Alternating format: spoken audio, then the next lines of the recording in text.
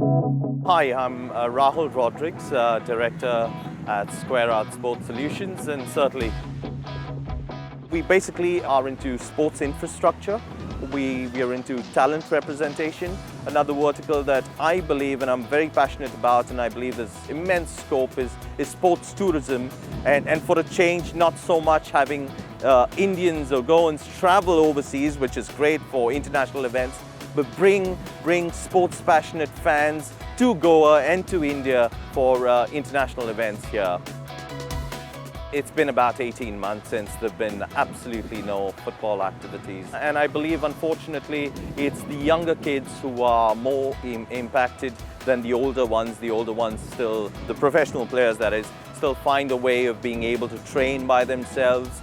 But I think with the younger ones, the concern lies with parents not being so comfortable just yet, allowing them to train outdoors.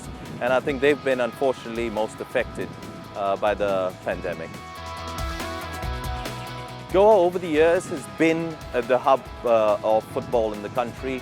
Of course, in more recent times, that hub has now moved to the northeast, with a lot of the young promising players from the northeast coming through and featuring in both the I-League and the ISL. But there's no dearth of talent in Goa.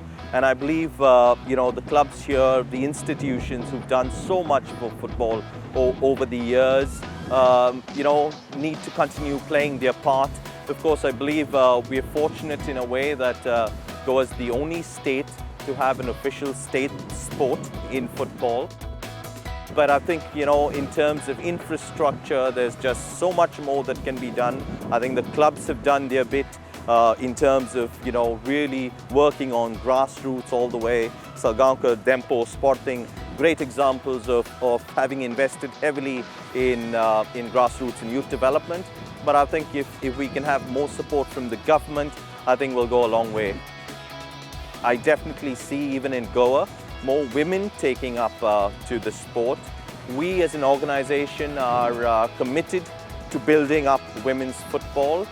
In fact, we've recently signed a couple of the talented women players. And we see the sport, particularly women's football, growing significantly by leaps and bounds over the next 3 to 5 years.